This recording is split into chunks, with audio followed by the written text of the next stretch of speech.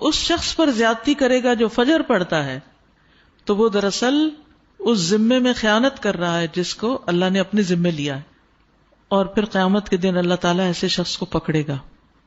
یعنی فجر پڑھنے والے کی عزت اور احترام لازم ہے، کیونکہ صرف مومن ہی اس کی پابندی کرتا ہے. بہت سے لوگوں کے لیے فجر کی نماز بڑی بھاری ہوتی ہے، وہ ایک خاص وقت سے پہلے نہیں اٹھتے.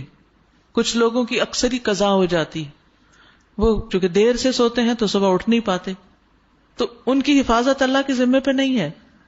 تو اس لیے بہت ہی فکر کرنی چاہیے کہ فجر کی نماز قضا نہ ہو، یعنی کوئی باقی کر لیں، نہیں، کیونکہ باقی تو پھر ہم جاگ ہی رہے ہوتے ہیں نا، تو اذان بھی سنائی دے دیتی ہے اور وقت بھی پتہ چل رہا ہوتا ہے، اور دوسروں کو بھی ہم دیکھتے ہیں پڑھ رہے ہیں تو پڑھ ہی لیتے ہیں. لیکن فجر کی چونکہ ایک ذمہ داری ہوتی ہے اٹھنے کی بھی، اور پھر وقت پر اٹھنے کی، اور پھر مسجد میں جانے کی، تو اس لحاظ سے اس کی حفاظت بہت ضروری ہے. اور فجر پڑھنے والا شام تک اللہ کی حفاظت میں ہوتا ہے. اس میں ایک واقعہ بھی آتا ہے احادیث کی کتابوں میں. اعمش کہتے ہیں کہ سالم بن عبداللہ بن عمر، ابن عمر کے کیا لگے بیٹے اور حضرت عمر کے پوتے، یہ حجاج کے پاس بیٹھے ہوئے تھے. حجاج کے بارے میں سب جانتے ہیں کہ بہت ظلم کرتا تھا. تو حجاج نے ان سے کہا اٹھو اور فلاں آدمی کی گردن مار دو. تو سالم نے تلوار اٹھا لی کیونکہ اس کا حکم تھا مارنے کا، اور اس آدمی کو پکڑا اور محل کے دروازے کی طرف چل پڑا. تو ان کے والد ابن عمر نے ان کو دیکھ لیا جب وہ اس آدمی کو باہر لے کے جا رہے تھے. تو انہوں نے کہا کہ کیا یہ واقعی ایسا کرنے جا رہا ہے؟ انہوں نے 2-3 بار یہ بات دہرائی.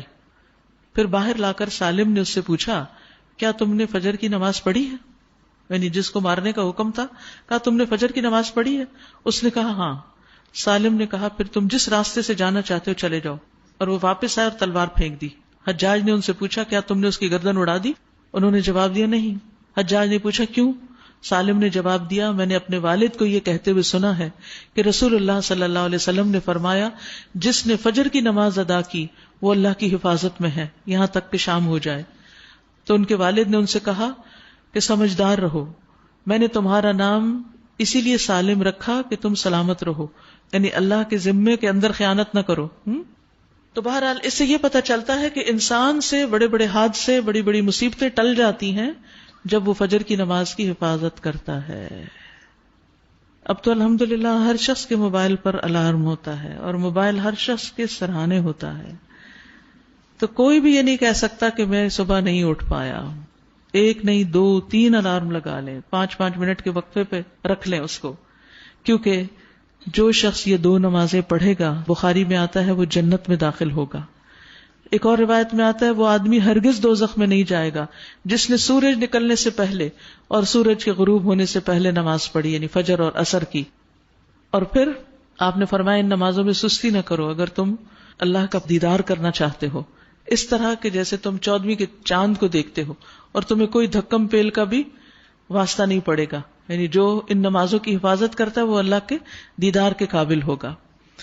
اور پھر بعض اوقات لوگ رات قیام کرتے رہتے ہیں، آخر سے میں سو کے فجر قضا کر دیتے ہیں.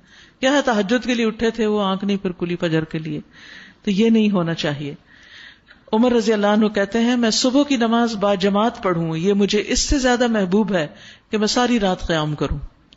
ساری رات کے نوافل سے زیادہ محبوب ہے کہ فجر کی نماز جماعت کے ساتھ.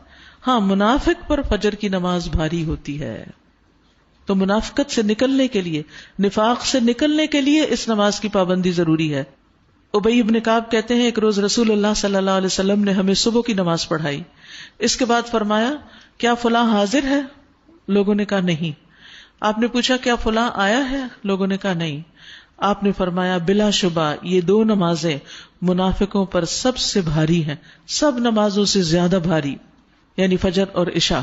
اور اگر تمہیں معلوم ہو کہ ان میں کیا کچھ اجر و ثواب ہے تو تم ان میں ضرور آؤ، خواہ گھٹنوں کے بل ہی کیوں نہ آنا پڑے.